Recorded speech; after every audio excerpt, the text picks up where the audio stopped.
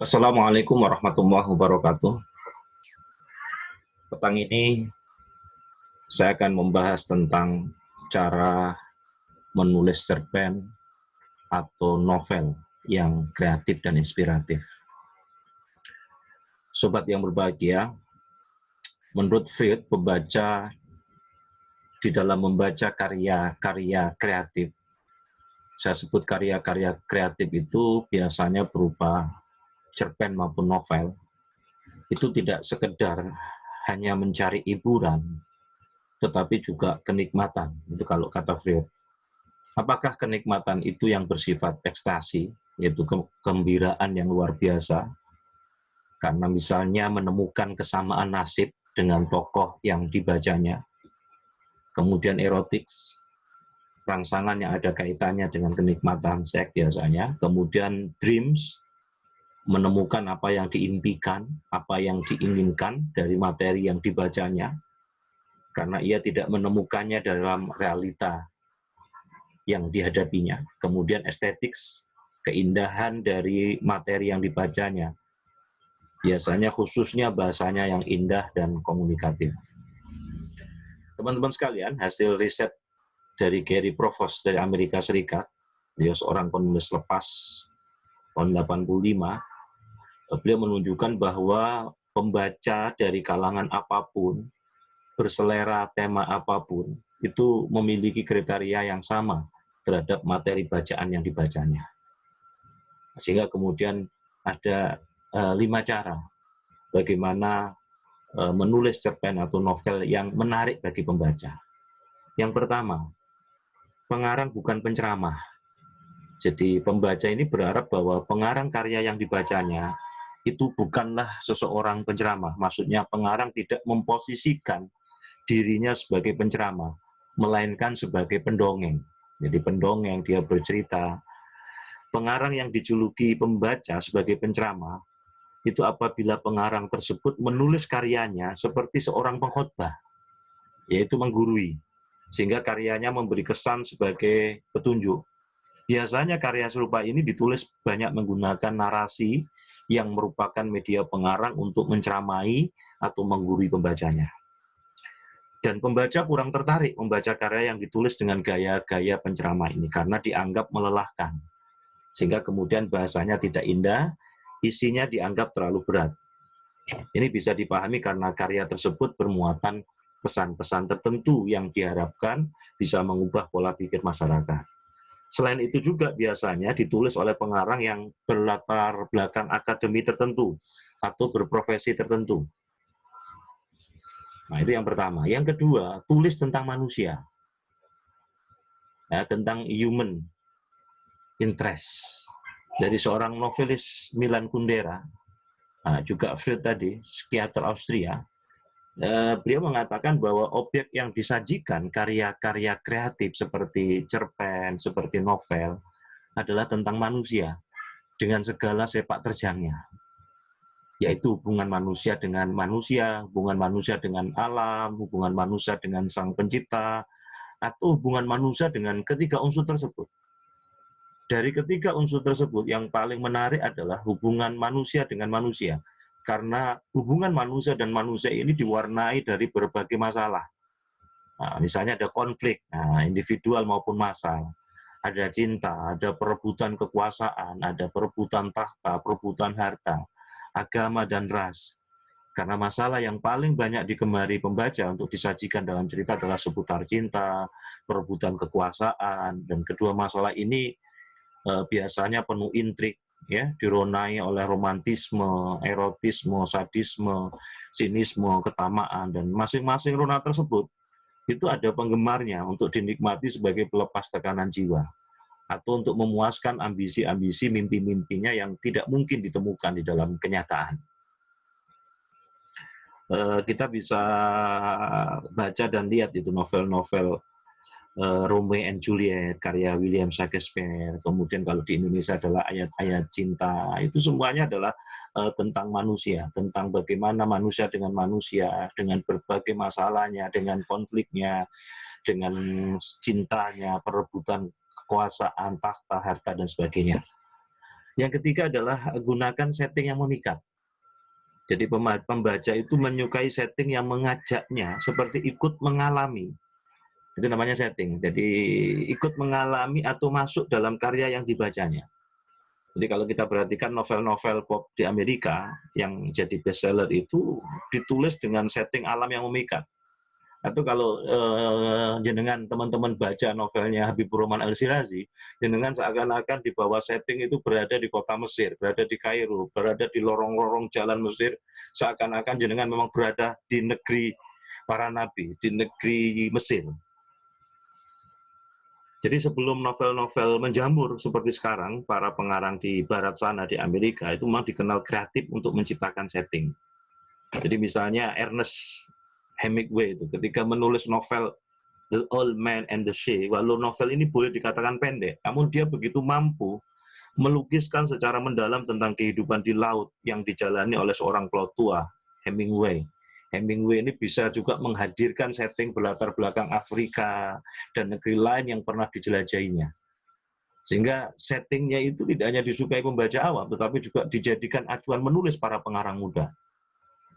Jadi ide penggambaran setting itu bisa didapat dari apa? Traveling. Jadi kalau kita suka traveling, kita suka menjelajah suatu tempat, sekaligus mendalami kebudayaan-kebudayaan setempat itu, maka ini bisa mendapatkan gambaran setting yang luar biasa. Bisa juga didapat dari buku.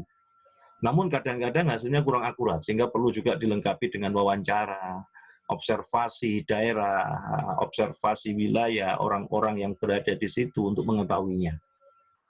Nah, yang keempat adalah tunjukkan Anda memang tahu banyak. Jadi ketika sedang menulis, status pengarang itu adalah narasumber bagi karya yang ditulisnya. Jadi, maka karya itu adalah merupakan rekaman segala informasi yang ingin disampaikan pengarang pada pembaca. Maka pada dasarnya karya kreatif itu memang karya fiksi. Tetapi materinya itu bukan 100% fiksi. Jadi ada objek yang sesungguhnya. Maka dari itu pengarang perlu menyadari ketika sedang mencipta karya, seyogyanya juga memikirkan kadar informasi pengetahuan yang akan disampaikan untuk pembaca. Di samping juga perlu dipikirkan dampak materi yang ditulisnya bagi pembaca dan tanggapan masyarakat umumnya. Maka pada dasarnya pengarang yang ideal itu memang harus demikian. Jadi ia harus mampu menunjukkan kemampuan berimajinasi, sekaligus mempresentasikan daya intelektualnya, sehingga ia dapat berkarya dengan berbobot, dengan kritis, tampil penuh estetika yang luar biasa. Yang kelima, ciptakan nama tokoh-tokoh yang mengesankan. Jadi tokoh-tokoh yang kita ciptakan di dalam karya kreatif itu seyogyanya diberi nama. Jadi tujuannya agar dikenal pembaca dengan baik. Selain itu untuk memudahkan pembaca mengingat tokoh-tokoh yang dijumpai dalam karya yang dibaca itu. Misalnya Sidul anak sekolahan, itu kan tokohnya Sidul. Jadi pemberian nama tokoh itu diusahakan satu, mudah diingat, artinya nama yang familiar. Yang kedua, tetap memiliki akar. Artinya apa? Nama yang diciptakan itu sesuai dengan latar belakang kebudayaan yang ditampilkan di dalam karya yang terkait. Contoh tadi, Sidul anak sekolahan. Jadi akar budaya, settingnya adalah Betawi. Dia adalah anak Betawi asli. Nah, nama Dul itu akhirnya kan menjadi nama yang gampang diingat. Bahkan ketika difilmkan, disinetronkan, itu ratingnya luar biasa karena familiar. Memiliki akar budaya yang kuat tadi itu. Kemudian tidak mengandung penghinaan, ya, tidak mencerca kekurangan seseorang. Kemudian tokoh tersebut punya nama panjang, nama sesungguhnya, dan punya nama panggilan, gitu ya. Jadi bedakan antara tokoh lelaki dan juga perempuan. Jadi memang ada pengarang yang tidak menamai tokoh-tokohnya, misalnya Iwan Simatupang, yang menulis novel Merahnya Merah. Jadi pelaku utamanya itu hanya ia sebut tokoh kita. Tetapi karena Iwan Simatupang ini termasuk pengarang yang mahir bercerita, maka tokoh sentral dalam novel itu, yaitu tokoh kita, kehadirannya tetap memikat. Tapi sayangnya pengarang yang memiliki kemampuan seperti Iwan Simatupang ini tidak banyak. Maka saran saya tetap tokoh-tokoh yang ditampilkan dalam karya kreatif Anda, seyogyanya diberi nama. Dan nama itu agar dikenal pembaca dengan baik tadi. Maka pemberian namanya tadi itu mudah diingat, tetap memiliki akar budaya, tidak mengandung penghinaan, dan tokoh tersebut punya ada nama panjangnya dan ada nama pendeknya. Kemudian bedakan antara nama tokoh lelaki dan perempuan. Teman-teman sekalian, maka hindari menghadirkan tokoh-tokoh dalam cerita Anda itu begitu banyak jumlahnya. Jadi misalnya Anda bikin novel, tokohnya itu 35, orang itu bingung gitu. Apalagi mempunyai peran kecil Penokohan Surabaya ini, dianggap kurang menarik, karena dirasakan membuat ribet alur cerita. Jadi paling 5 atau 6 tokoh, sekaligus karakternya, kemudian bagaimana alurnya. Nanti kita akan bahas lebih detail, bagaimana kemudian unsur-unsur penting di dalam cerpen novel itu apa. Jadi dalam teori kreatif writing, dalam teori kreatif menulis, itu diajarkan bagaimana caranya mencari nama-nama tokoh rekaan. Antara lain nama-nama tokoh rekaan itu bisa diperoleh dari buku telepon. Jadi kalau jenengan punya buku telepon, lah itu kan banyak nama lah, itu bisa menjadi inspirasi buku telepon itu ya, yang kuning itu ya. Kemudian nama-nama anggota suatu klub atau nama anggota suatu perkumpulan itu juga bisa menjadi inspirasi untuk mendapatkan mencari nama-nama tokoh rekaan Anda. Ya, kemudian membeli buku daftar nama untuk bayi. Ini banyak dijual ini di toko baby shop ya, di toko-toko untuk perlengkapan bayi, nama-nama untuk bayi. Itu juga menjadi inspirasi untuk mencari tokoh-tokoh nama tokoh-tokoh rekaan. Atau bertanya pada orang yang dianggap tahu nama tokoh-tokoh yang akan kita hadirkan di dalam karya kita. Ini biasanya karya-karya yang dalam bentuk faksi. Jadi kalau karya-karya dalam bentuk faksi itu adalah sebenarnya kisah nyata, entah kisah pengalaman pribadi atau pengalaman orang lain yang luar biasa, kemudian dikemaslah dalam bahasa, dalam bentuk cerpen atau novel.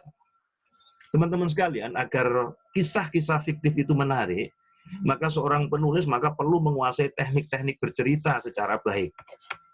Ya, penyusunan alurnya, kemudian narasinya, ya, deskripsinya, dialognya, penokohannya, karakterisasi, kemudian pengaturan plotnya, konfliknya kayak apa, klimak, anti klimak, dan endingnya.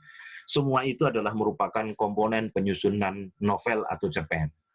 Jadi setelah ini, kita akan bahas apa sih komponen penyusun novel itu secara detail satu persatu.